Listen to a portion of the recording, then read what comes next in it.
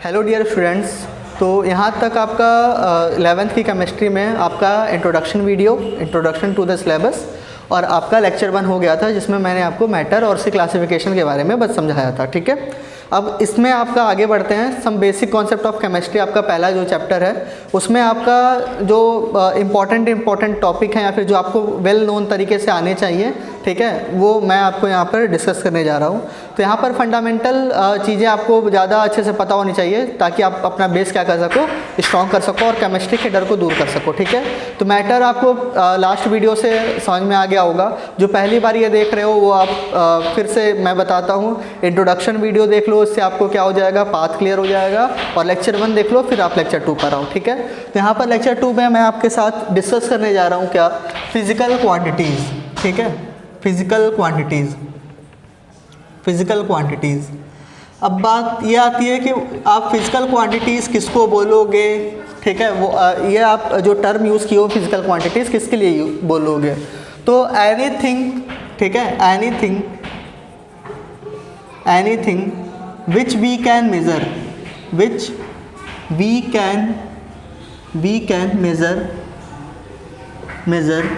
is called physical quantity. ठीक है, क्या कहलाएगा आपका, ऐसी सभी चीज़ें जो आप क्या कर सको, मेज़र कर सको, वो आपकी क्या कहलाएंगे, फिजिकल क्वांटिटी। फॉर एग्जांपल आप अपना क्या कर सकते हो, हाइट मेज़र कर सकते हो, आप अपना वेट मेज़र कर सकते हो। ठीक है, तो ये सारे के सारे क्या हो गए, यहाँ पर आप अपना लेंथ मेज़र कर पाए। ठीक है, तो यहाँ पर आपका क्या हो गया, लेंथ क्या हो गया, एक फिजिकल क्वांटिटी हो गया। तो ऐसी सभी चीज़ें जो आप मेज़र कर सकते हो उसको हम लोग क्या बोलेंगे, फिजिकल क्वांटिटी। ठीक, अब आप सपोज दैट अपनी हाइट आप क्या कर रहे हो, मेज़र कर रहे हो, तो मान लो आपका कितना है, 5 फीट 6 इंच आया। ठीक है, तो यहाँ पर आप क्या यूज़ कर रहे हो, यहाँ पर उस क्वांटिटी के लिए, तो यहाँ पर आपकी फिजिकल क्वांटिटी दो चीज़ें कंटेन करती हैं। ठीक है, एक आपका होता है अमाउंट, ठीक है, यानी वो क्या बताएगा आपका मैग्नीट्यूड, एक आपका होगा मैग्नीट्यूड और दूसरा आपका होगा, यानी physical quantity contains two things ये कंटेन करती है। ठीक है, एक आपका होता है मैग्नीट्यूड और जो दूसरा आपका होता है वो क्या होता है, यूनिट। ठीक है, अगर मैं बोलूँ आप मार्केट गए और मार्केट में आपको पोटैटो लेकर आए 5, अब 5 kg और इन नंबर ऑफ 5, तो यहाँ पर आपका क्या होगा, पोटैटो आपको पता है मार्केट में कैसे मिलता है, मास आपको मेज़र करके देता है। ठीक है, तो वो आप किस में मेज़र करते हो, किलोग्राम में मेज़र करते हो। तो यानी आप किसी भी फिजिकल क्वांटिटी, वो सभी चीज़ें जो आप मेज़र कर सकते हो वो आपकी क्या कहलाती है, फिजिकल क्वांटिटी कहलाती है। फिजिकल क्वांटिटी के लिए दो इंपॉर्टेंट चीज़ें होनी चाहिए, उसमें मैग्नीट्यूड होना चाहिए और क्या होना चाहिए, यूनिट होना चाहिए। एग्जाम्पल मैं आपको देता हूँ, 5 किलोग्राम मैग्नीट्यूड। ठीक है, ये क्या हो गया, यूनिट, पोटैटोज़। ठीक है, दूसरा आपका 10 मीटर वायर, 10 क्या हो गया, मैग्नीट्यूड, मीटर क्या हो गया आपका, यूनिट हो गया। तो किसी भी यहाँ पर आप क्या कर सकते हो, फिजिकल क्वांटिटी को मेज़र करने के लिए दो इंपॉर्टेंट चीज़ें उसमें आप की वो कंटेन करता है, एक मैग्नीट्यूड होता है, दूसरा आपका क्या होता है, यूनिट होता है। समझ में आ गया होगा। ठीक है, अब इसमें आपका आगे बढ़ता हूँ मैं। तो यहाँ पर आपका फिजिकल क्वांटिटी को, ठीक है, बेसिकली क्या किया गया है, आपके दो कैटेगरी में आपका डिवाइड किया गया है। ठीक है, दो कैटेगरी में आपका डिवाइड किया गया है, यानी आपका क्लासिफिकेशन किया गया है फिजिकल क्वांटिटीज़ का। तो जो नेक्स्ट आपका टॉपिक आता है वो क्या आता है आपका, क्लासिफिकेशन ऑफ फिजिकल क्वांटिटी। ठीक है, क्लासिफिकेशन ऑफ फिजिकल क्वांटिटी। तो यहाँ पर आपका क्या होगा, क्लासिफिकेशन में इसको दो पार्ट में आपका डिवाइड किया जाता है। एक आपका होता है फंडामेंटल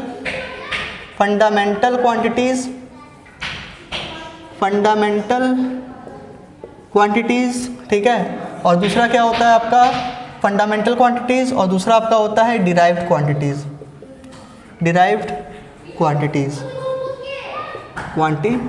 ठीक है, अब इसके बारे में डिटेल में पढ़ते हैं, what are fundamental quantities and what are derived quantities. ठीक है, तो यहाँ पर आपका क्या हो जाएगा, तो यहाँ पर आपका पहला जो आपका हेडिंग पड़ेगा वो क्या हो जाएगा आपका, फंडामेंटल क्वांटिटीज़। तो फंडामेंटल क्वांटिटीज़ क्या होंगे, ये आपकी क्या होंगी, इंडिपेंडेंट होंगी, ये और किसी भी चीज़ पर आपकी क्या होंगी, डिपेंडेंट नहीं होंगी। ठीक है, इंडिपेंडेंट होंगी, यानी ये सिर्फ और सिर्फ इनका अकेले का क्या होगा, एग्जिस्टेंस होगा, ये किसी पर डिपेंडेंट नहीं होंगी। तो फंडामेंटल क्वांटिटीज़ आपकी कितनी है यहाँ पर, टोटल 7 फंडामेंटल क्वांटिटीज़ हैं। ठीक है, टोटल कितनी क्वांटिटीज़ हैं? 7 फंडामेंटल क्वांटिटीज़ हैं, ठीक है। कौन कौन सी हैं ये? ठीक है, आपने 9th या 10th में पढ़ा होगा, 9th में आई थिंक पढ़ा होगा। तो यहाँ पर आपका क्या हो गया, मैंने बताया कि क्वांटिटी में आपका क्या होना चाहिए? मैग्नीट्यूड होना चाहिए, और क्या होना चाहिए? यूनिट होना चाहिए। तो यहाँ पर आप एक कॉलम बनाओगे फंडामेंटल क्वांटिटीज़ का, ठीक है, और दूसरा उस क्वांटिटी को आप किससे रिप्रेजेंट करते हो, वो उसकी क्या कहलाती है? यूनिट कहलाती है। तो फंडामेंटल क्वांटिटीज़ कौन कौन सी हैं आपकी? पहला है आपका मास, ठीक है, जिसका यूनिट क्या होता है? किलोग्राम, केजी, ठीक है। दूसरा आपका क्या होता है? लेंथ, इसका यूनिट क्या होता है आपका? मीटर, ठीक है। थर्ड क्या होता है आपका? टाइम का यूनिट क्या होता है आपका? सेकंड, ठीक है। फोर्थ क्या होता है आपका? फोर्थ आपका होता है इलेक्ट्रिक करंट, इसकी यूनिट होती है आपकी एम्पियर, ठीक है। फिफ्थ आपका होता है थर्मोडायनामिक टेम्परेचर,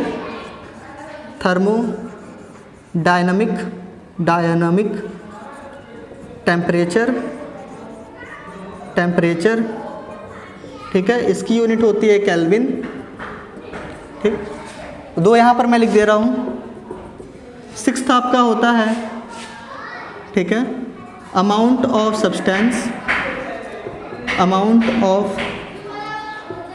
सब्सटेंस, ठीक है, इसका जो यूनिट होता है वो क्या होता है आपका? मोल। याद रखिएगा, ये आगे चल के बहुत ही इंपॉर्टेंट रोल प्ले करने वाला है आपकी केमिस्ट्री में, मोल, ठीक है। शुरुआत में बहुत लोग कंफ्यूज रहते हैं क्या होता है ये मोल। और आपका 7th होता है ल्यूमिनस इंटेंसिटी, ठीक है, इसकी यूनिट होती है कैंडेला, ठीक है, कैंडेला CD। तो यहाँ पर आपका क्या हो गया? फिजिकल क्वांटिटीज़ क्या होगी? जो कुछ भी आप मेज़र कर पाओ वो क्या होगा? आपका फिजिकल क्वांटिटीज़ होगा। Physical quantities 2 important things contain करती है, एक मैग्नीट्यूड, दूसरा आपका यूनिट, ठीक है। दोनों एक दूसरे के बिना क्या है? अधूरी हैं। पूरा अगर फिजिकल क्वांटिटी को रिप्रेजेंट करना है तो आपको मैग्नीट्यूड के साथ साथ क्या चाहिए होगा? यूनिट भी चाहिए होगी। फिर आपकी फिजिकल क्वांटिटीज़ 2 उसके क्लासिफिकेशन होते हैं। एक फंडामेंटल क्वांटिटीज़, ठीक है, जो आपकी क्या होती है? इंडिपेंडेंट होती है, किसी और आपकी क्वांटिटी पर डिपेंडेंट नहीं होगी, ठीक है। 7 फंडामेंटल क्वांटिटीज़ होती हैं टोटल आपकी, और ये कौन कौन सी हैं? Mass, length, time, electric current, thermodynamic temperature, amount of substance and luminous intensity, ठीक है। याद रखिएगा, ये बहुत ही ज़्यादा आपका केमिस्ट्री में यूज़ होने वाला है। 6th number, amount of substance, that is mole, ठीक है। आगे बढ़ते हैं अब। तो यहाँ पर आपका क्या हो जाएगा? दूसरा ये था आपका फंडामेंटल क्वांटिटीज़। अब डिराइव्ड क्वांटिटीज़ क्या होंगी? तो यहाँ पर डिराइव्ड क्वांटिटीज़ क्या होंगी? डिपेंडेंट होंगी। किस पर डिपेंडेंट होंगी? आपकी फंडामेंटल क्वांटिटीज़ पर डिपेंड होंगी, ठीक है। यानी आपका क्या होगा? ये डिराइव की गई होंगी किससे? फंडामेंटल क्वांटिटीज़ से, ठीक है। फंडामेंटल क्वांटिटीज़ से डिराइव की गई होंगी। ये अकेले नहीं होंगी, ये किस पर डिपेंडेंट होंगी? आपकी फंडामेंटल क्वांटिटीज़ पे, ठीक है। तो दूसरा आपका क्या हो गया? डिराइव्ड क्वांटिटीज़, ठीक है। तो डिराइव्ड क्वांटिटीज़ क्या हो जाएंगी? Which are derived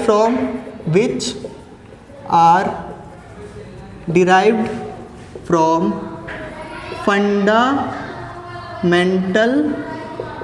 fundamental quantities, ठीक है। अब एक चीज़ मैं आपको बताना भूल गया, फंडामेंटल जो क्वांटिटीज़ थी उनके यूनिट को फंडामेंटल यूनिट भी बोला जाता है, ठीक है। नोट कर लीजिए, फंडामेंटल क्वांटिटी की यूनिट्स को क्या बोला जाता है?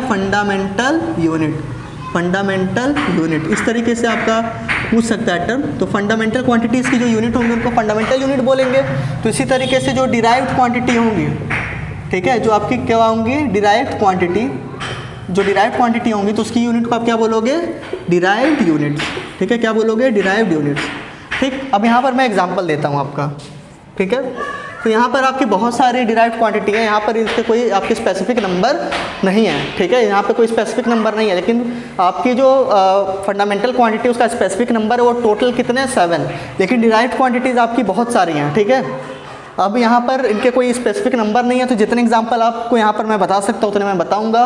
बाकी आपको ये समझ में आना चाहिए कि अगर आपको लगता है कि वो आपका अकेले नहीं है, ठीक है, कोई क्वांटिटी जो डिपेंड कर रही है किस पे, फंडामेंटल क्वांटिटीज़ पर, वो सबके सब किसके अंडर आ जाएंगे, आपकी डिराइव्ड क्वांटिटी। या फिर आप ऐसे समझ सकते हो कि 7 फंडामेंटल क्वांटिटीज़ को आप याद रखो, उसके अलावा जो भी क्वांटिटी आपके सामने रिप्रेजेंट की जाए आप पढ़ते हो, वो सबके सब क्या हो जाएंगी, डिराइव्ड क्वांटिटी। ठीक है, तो एग्जाम्पल इसमें क्या हो जाएगा, एरिया।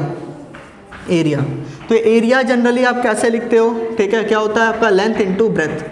ठीक है, क्या होता है, लेंथ इंटू ब्रेथ। यानी ये एरिया जो है वो किस पर डिपेंड कर रहा है, लेंथ और ब्रेथ पर। ठीक है, तो यानी आपका क्या हो जाएगा, ये जो एरिया आपने मेज़र किया, सपोज दैट आपके पास क्या है, एक आपके पास टिन की शीट है, ठीक है, कुछ ऐसा। तो यहाँ पर आपका क्या हो जाएगा, ये उसका क्या हो जाएगा, लेंथ हो जाएगा, ये क्या हो जाएगा, उसका ब्रेथ हो जाएगा। तो इस तरीके से आप क्या करोगे, लेंथ और ब्रेथ को मेज़र करके आप उसका एरिया निकाल सकते हो। लेकिन ये एरिया किस पर डिपेंड कर रहा है, लेंथ और ब्रेथ पर, यानी डिपेंड कर रहा है, अकेला उसका कोई भी एग्जिस्टेंस नहीं है। ठीक है, तो यहाँ पर आपका क्या हो जाएगा, एरिया क्या हो जाएगा, एक डिराइव्ड क्वांटिटी, जो कि आपका किससे डिराइव हो रहा है, लेंथ से, यानी आपका किससे डिराइव हो रहा है, फंडामेंटल क्वांटिटीज से। ठीक है, फिर आप वॉल्यूम भी इसी तरह से लिख सकते हो, पहला एरिया हो गया, दूसरा क्या हो गया आपका वॉल्यूम। इसके लिए क्या लिख सकते हो, लेंथ इंटू ब्रेथ इंटू क्या लिख सकते हो, हाइट। ठीक है, फिर इसी तरीके से आपका क्या हो जाएगा, डेंसिटी आप मान लो। तो डेंसिटी आपका क्या होता है, मास अपॉन वॉल्यूम। ठीक है, यहाँ पे देखो मास के लिए आप क्या यूज़ करोगे, केजी, और वॉल्यूम के लिए आप क्या यूज़ करोगे, अच्छा यूनिट की भी साथ में बात करते हैं। तो इसकी यूनिट क्या हो जाएगी, लेंथ के लिए भी आप मीटर लिखोगे, ब्रेथ के लिए भी आप मीटर लिखोगे, तो इसका यूनिट क्या हो जाएगा, मीटर स्क्वायर। ठीक है, इसके लिए आप क्या लिखोगे, लेंथ के लिए मीटर, ब्रेथ के लिए मीटर, हाइट के लिए मीटर, तो ये क्या हो जाएगा आपका मीटर क्यूब। क्लियर हो रहा है। अब यहाँ पर वॉल्यूम का यूनिट क्या आ गया आपका, मीटर क्यूब, तो यानी आपका क्या हो जाएगा, डेंसिटी की यूनिट क्या हो जाएगी, किलोग्राम पर मीटर क्यूब। ठीक है, तो यहाँ पर एरिया, वॉल्यूम, डेंसिटी, ये सब के सब क्या है, आपकी डिराइव्ड क्वांटिटी है। और ये डिराइव्ड क्वांटिटी किससे आपकी आई हैं, कि यहाँ से डिराइव होकर आई हैं, आपकी फंडामेंटल क्वांटिटी से डिराइव होकर आई हैं। ठीक है, और भी एग्जांपल आपको यहाँ पर मैं आपको बता सकता हूँ। ठीक है, चलिए देखिएगा।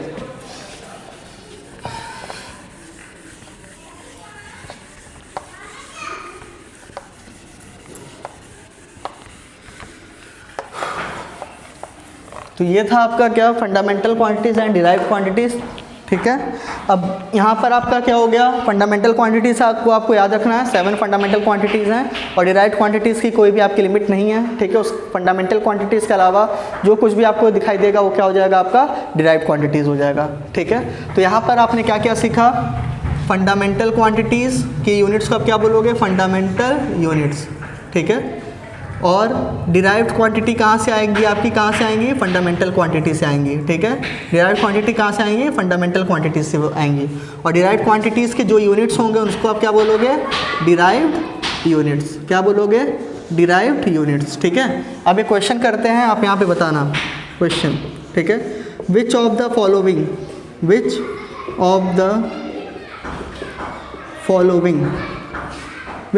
फॉलोइंग आर, ठीक है, डिराइव्ड क्वांटिटीज,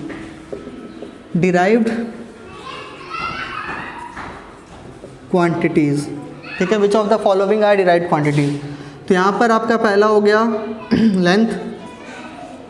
ठीक है, सेकंड आपका हो गया यहाँ पर वॉल्यूम, थर्ड आपका हो गया एरिया। ठीक है, फोर्थ आपका हो गया इलेक्ट्रिक करंट।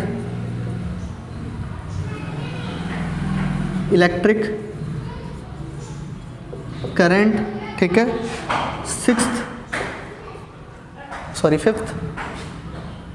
फिफ्थ आपका हो गया यहाँ पर डेंसिटी। ठीक है, तो यहाँ पर फटाक से आप आंसर दो, एक क्विक रिवीजन।